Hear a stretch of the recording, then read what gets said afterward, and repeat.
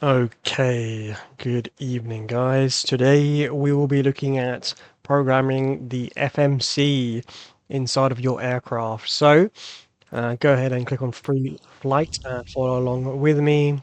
Select your airliner that you like. If you want to use a Boeing 747, you can do, or you can choose a 737 as well. So this is going to be specific to Boeing, and we will make another video for Airbuses because it's completely different. So there's no point me showing you that in this video. So we'll go ahead and start with creating a plan in SimBrief.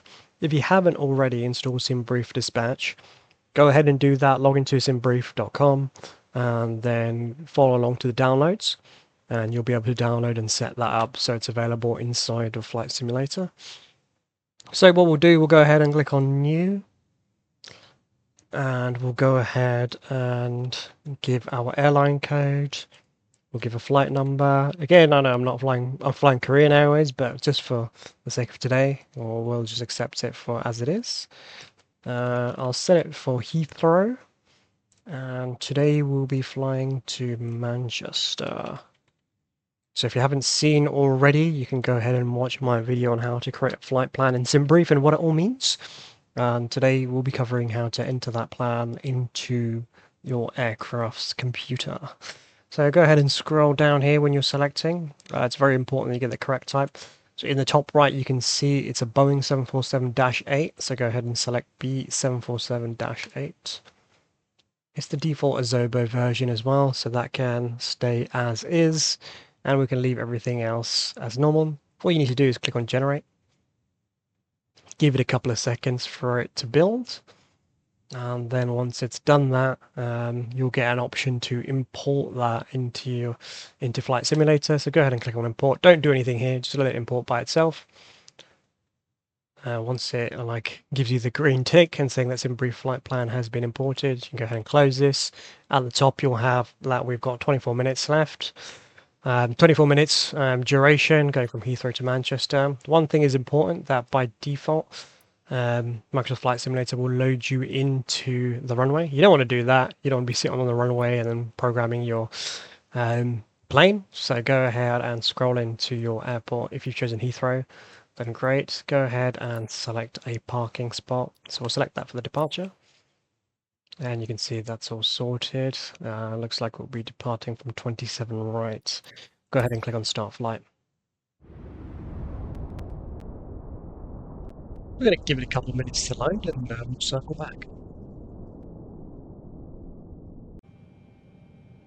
Okay guys, so we're now inside of the aircraft. I've gone ahead and just jumped in.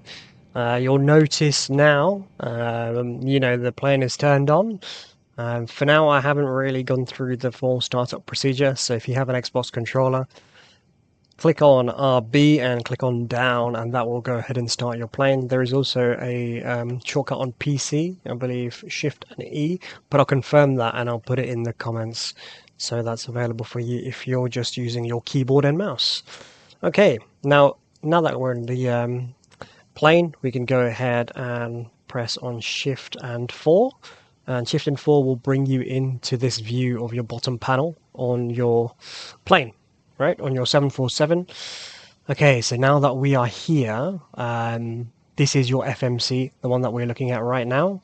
You can go ahead and click on POS INIT. Okay, now that you've done that, we have given a reference that we need to add in here and a gate. So first what I'll do is I'm just going to bring across Navigraph charts. If you haven't got Navigraph, you can follow along and look at the flight plan on SimBrief as well.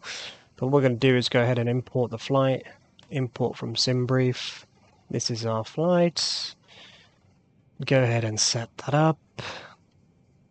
Excellent. So today we'll be departing from 27 right and we'll be landing at 23 right. Okay, brilliant. So we can go ahead and view the SimBrief plan. Okay, we're going to go ahead and scroll down and we can have a look at our routes. Okay, so this is the same route that you'll have available on the SimBrief website under your routes. So you go ahead and follow along.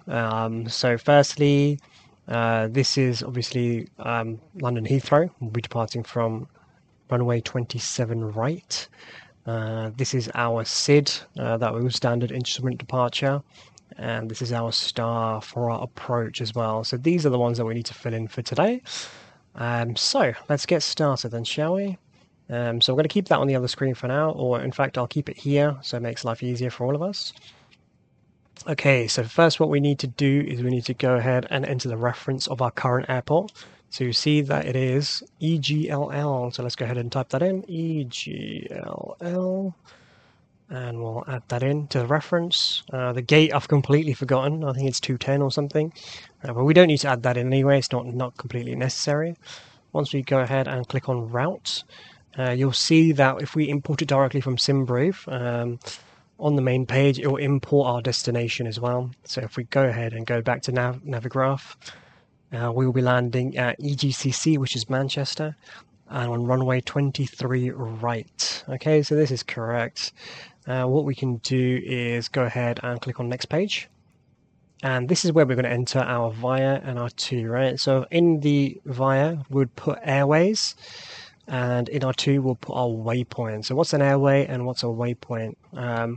So, for example, if you have 5 letters or just alphabets in the word, then that is going to be your waypoint that you'll be going to. If you have something with a mixture of letters and numbers, it's going to be an airway. So T418 is an airway, and it'll go in the via.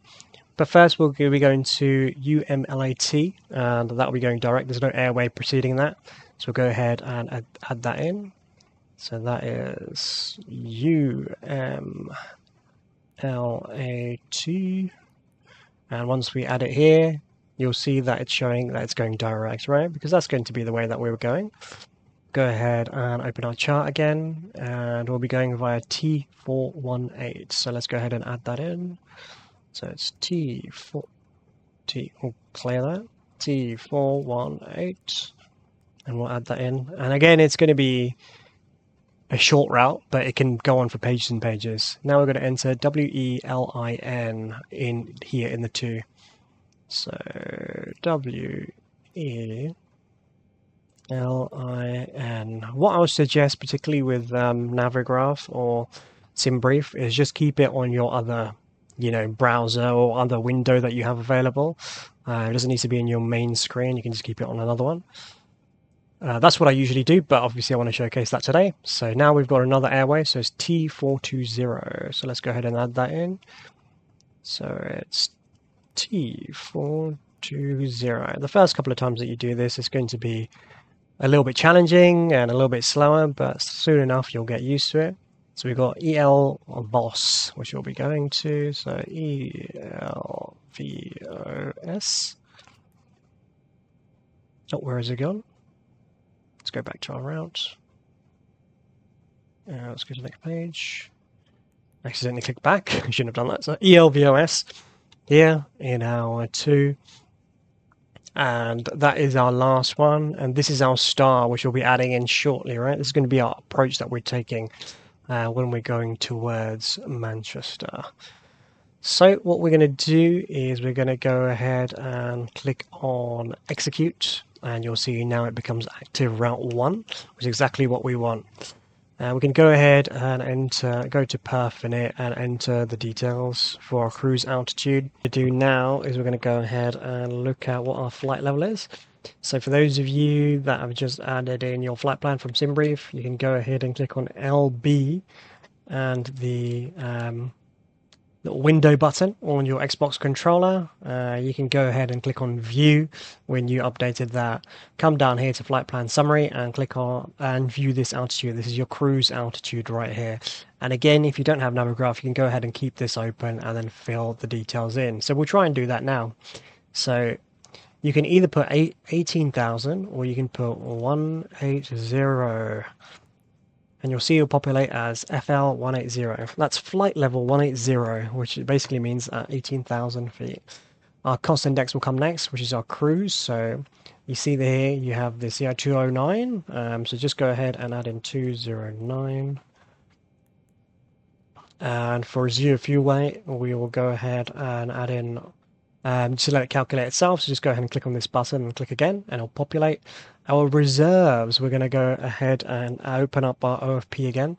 You can go ahead and click on View PDF. Same if you're just using SimBrief or just check on the website. I'll go ahead and open up Navigraph charts again. And what we'll do is we'll go ahead and have a look here.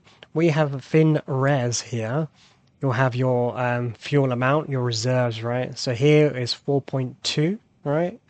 So we'll go ahead and add that in, 4.2. And we'll go ahead and add that in. We'll go ahead and execute that as well to make sure it's saved. Go ahead and click on thrust. And again, this all we're going to leave to be standard, so we won't be touching that. Go ahead and click on takeoff. Flaps for a 747 will usually be 10. So we'll go ahead and select that. Our CG here, just double click on it and it will populate by itself. It will give us now our V1 speeds, our VR and our V2, right? So all we need to do is just click here, confirm it, confirm it, confirm it, right? The calculations have already been done, so you don't need to worry about that for the time being anyway. Now that we've done that, we'll go ahead and check again on our takeoff. Again, everything's filled in correctly. Go ahead and execute. Our last part is on our departure arrival. Go ahead and click on departure. Here we'll be entering our SID. So previously we were looking at UMLA1F, right? This is our SID, Standard Instrument Departure. Very, very important. The first thing that you'll have on a flight plan or your route will be your SID. So go ahead and scroll through. So next page, here it is. We'll go ahead and select that. And we'll see here, this is our SID and we're departing 27 right, 27 right. Okay, so go ahead and click on execute. And that will be set. We'll go ahead and go back to departure arrival, and now we're going to click on arrival. So this is going to be our star. Where do we see our star? Right here. You will see our star, or if we go back to Navigraph, and we just scroll down a little bit, come down to routing. Right here is where you're going to have your star. ELVOS1M. So we need to go ahead and look for that. So we'll just go to next page, or previous page, next page. ELVO1M. That's the one. So we'll go ahead and say, I don't know why I said S earlier. So strange. ILS approach because we're landing at 23 right. For those on Navigraph, come back here. We are landing at 23 right. So we'll go ahead and add that in. So ILS approach. Once you've done that, go ahead and click on exec, and that should all be set up basically. For those of you that may have been confused, and also me for a second there, you'll notice that our star for arrival is also here, ELVO1M, a little bit differentiating from the one that we have available here inside of Navigraph. So I'm going to go ahead and take this one as we've entered already, and we can go ahead and utilize that. So now that we've done that, we will have everything available and set up on our FMC.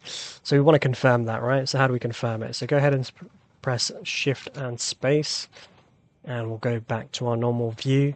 What you want to do quickly is change this from map to plan, and you'll see we'll have a plan come up here. We'll decrease our range just so it's a little bit bigger. What I'll do is I'll see if I can go ahead and zoom in for you guys. Okay, we'll go ahead and hide our yoke for now. We don't need to see that. So now that we're in plan mode, we're going to go ahead down here, and we're going to go ahead and click on legs. Right, now that we're in legs and we're just starting off, we can go ahead, we have this new thing available here called step. So let me just go Shift 4. We'll have this step available now that we've shifted the main screen to planned. So we'll go back and click on space. We'll go ahead and zoom in. And what we're going to do is go ahead and click on step here. And every time we click on step, it will show us each and every step that we'll be following as part of our approach. So it's really, really important that you just confirm that it looks exactly the same as we've just entered. Right? And one thing that we want to look for is to make sure that there are not any like breaks in our plan, because if any breaks, then the autopilot will just not do anything. It'll just keep following the same direction it was, right? If there's any brakes. So go ahead and click on Shift 4. And we're just going to go previous page. And what we want to look for is to see if there's any discontinuity. So next, next. Here we go. We have a root discontinuity here. So we don't want that, right? We want to make sure that we have, like, it's connected. So you can go ahead and click on Del and just click on His. And I'll remove that. I'll say mod. So you want to go ahead and click on Exec. And now we'll see that it's all filled in. So this page is filled in. This page is filled in. This page is filled in. This is done. And we have no discontinuity, and we'll be landing an ILS approach to runway 23 right. Congratulations, guys. You have officially programmed your FMC for an ILS approach as well today, so that's really cool. Maybe later on we'll look at how you can modify that approach based on like what ATC tells you in future episodes, but hopefully this is a good setup just so you can get your autopilot working. Remember, you don't want to use your autopilot straight away. Make sure you send it a little bit, make sure you're going in the correct direction, following your standard instrument departure, and then you can go ahead and engage autopilot. Alright, so thank you very much for watching, and let me know if you need any other tutorials.